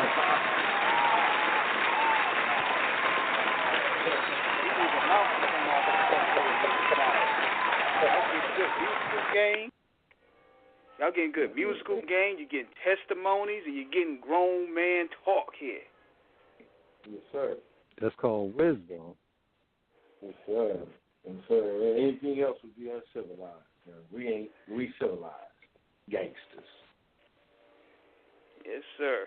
Definitely. And before we close this interview out, I saw that you posted Dante Wilder going off on that reporter. And are you going to check that fight tomorrow night? Oh, absolutely. I mean, I like the brother even more because he's using his platform just like the brother for the 49ers. He got to be able to, a lot of people don't like to get out the comfort zone because maybe that's their money. But for those, that are on the front lines doing what they're doing, hopefully it can encourage, not judge those that are not doing it, but encourage others that's at the plight where they're at financially and successfully to go ahead and wake up and do the same thing.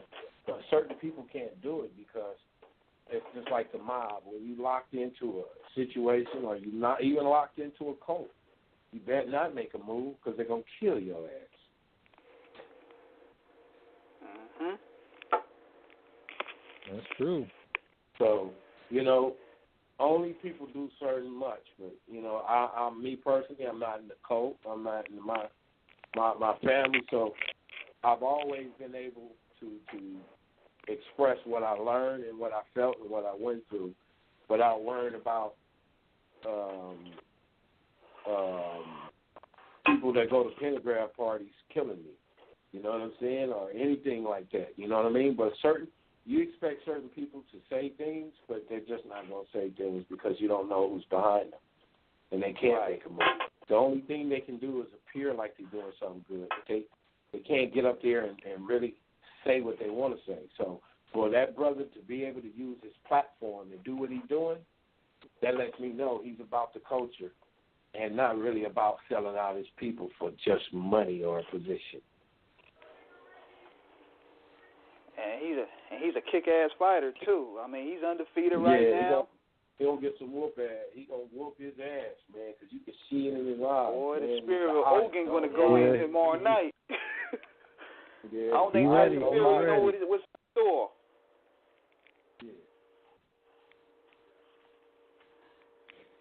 And we might. I'm trying to get I might have to jump on that streaming bread.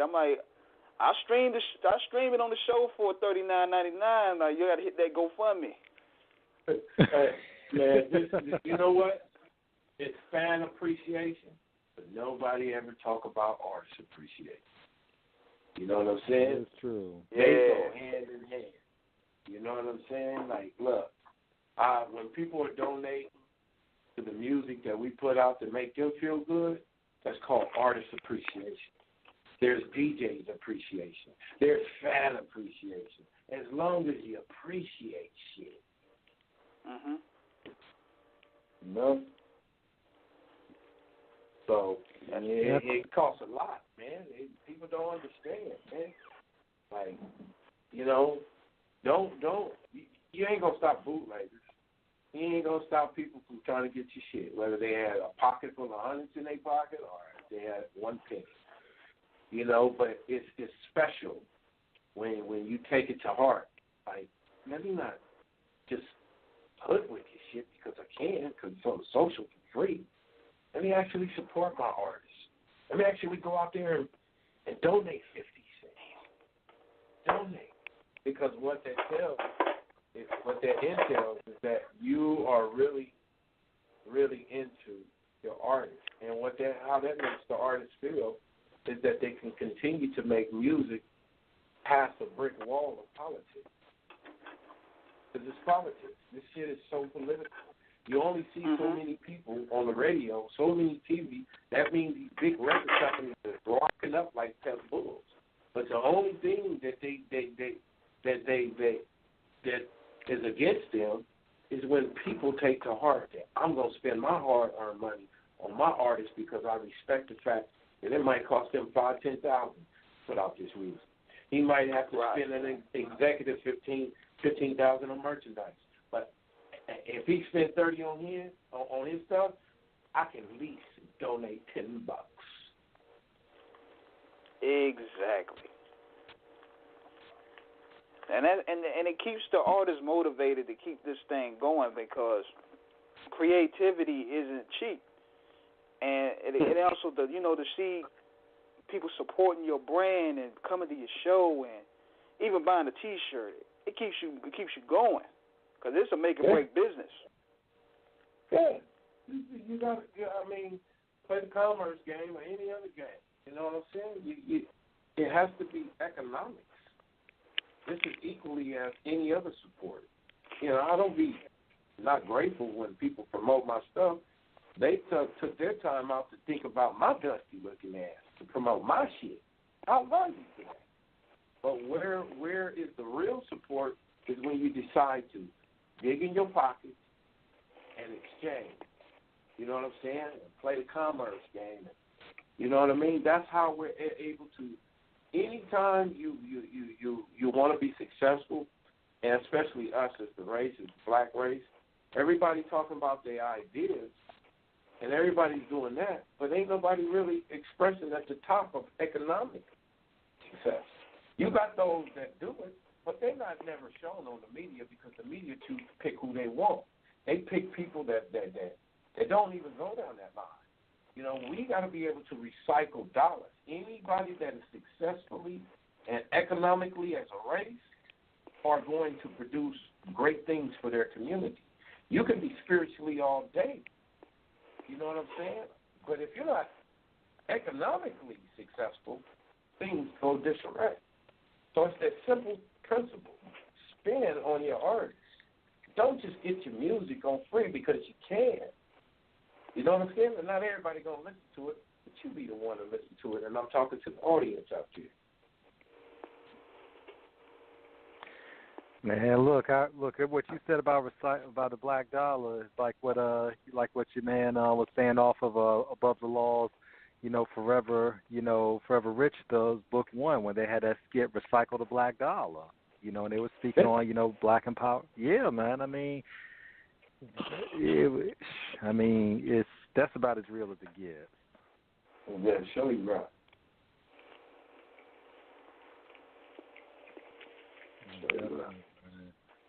Definitely. But we about to wrap this thing up shortly, my man.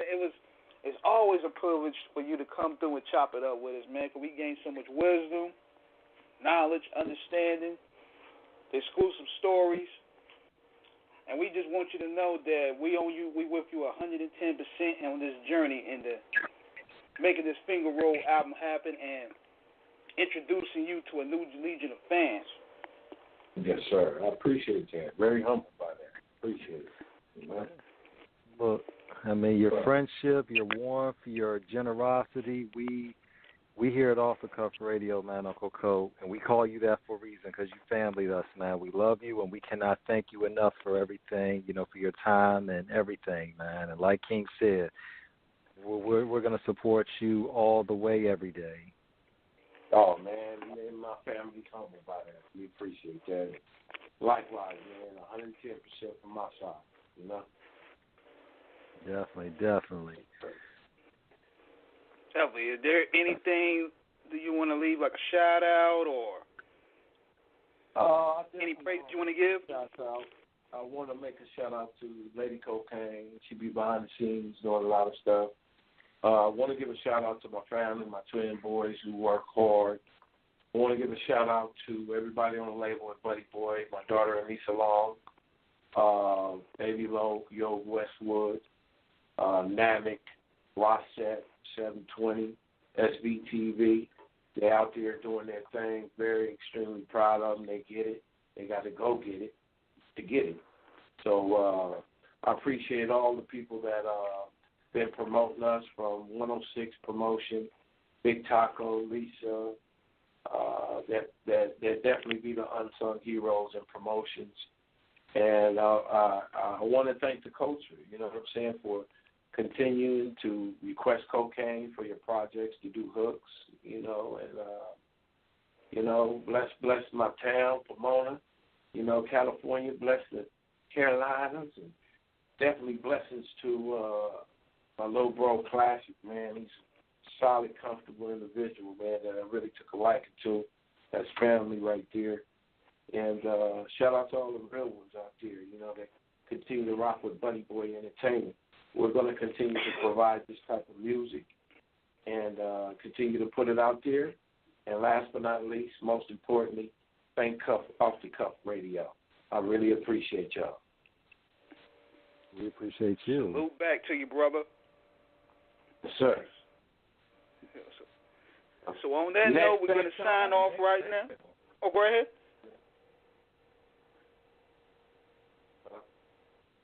Yeah, I thought we had some type of sound issue going on.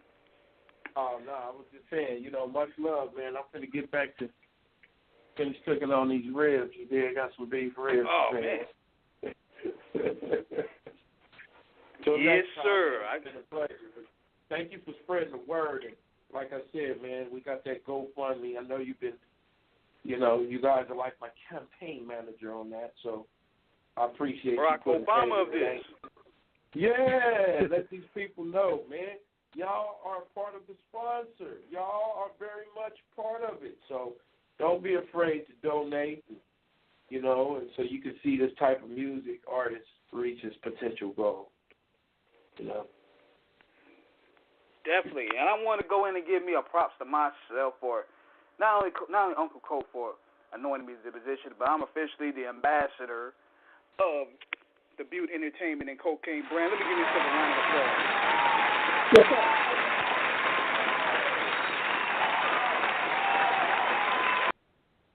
Yes, indeed. Your boy is up there now. All right. So I'm going to start wearing the three-piece suits. I'm going to show up everywhere in limousines. I'm about to get on my Ric Flair stick. So y'all be aware when King Eric come to your town. Hey, man, it's all about to keep it classy, not ashy. Exactly. Yeah, much love, y'all. I'll talk to y'all soon. Definitely, Uncle Coke. Thank you again. All right. Much love. God bless. God bless. And that was episode 213 in the books, which is our Hey, title. King, how accurate is that? 213, that's the California, LA area code. And we had a man from Panama, which is where? Los Angeles. How ironic is it? It just shows you how timing is so special and perfect on many occasions. Yeah, man. And we're gonna do our part in making sure Kokane hits his goal. We're gonna make sure his music is heard everywhere. We're gonna put respect on his name. We're gonna still be at it. And I just want people to know that the replay will be up next week, and we're gonna be doing a special show this Sunday night with Gangsta Red from the Booyah Tribe. Booyah, man, the original Wild Samoans from Carson, man. This is going to be an epic show. For our listeners out there, if you don't know about the Booyah Tribe, you're going to basically get a hell of a history lesson from one of the legendary OGs of the game. One of the most underrated MCs as well. Yes. You really listen to some of their stuff, you would think this guy, he's like the Samoan T. And at times you could tell he even channeled Chuck D on certain tracks. That's how dope he is. Yes, he is, man. You know, Booyah Tribe has... that episode that aired this Sunday night, I think at about 9 o'clock Eastern, 6 Pacific, 9 Central Time. I'm trying to get that Central Time right. 8 Central Time. Got you. So we're about to sign up out of here. Big shout out to Ill Out of Sandman, and big shout out to Miss Chinchilla. We're gonna have the band back together real soon, sooner than you think. And on that note, we are out of here. Peace.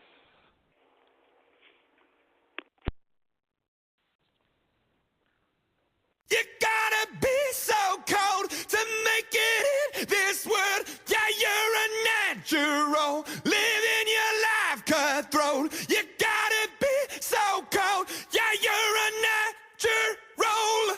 Alexa, play Imagine Dragons. Okay. 'Cause you're a natural. I'm feeling hot as stone. You gotta With Amazon Music, a voice is all you need. Get access to over 50 million songs. Download the Amazon Music app today.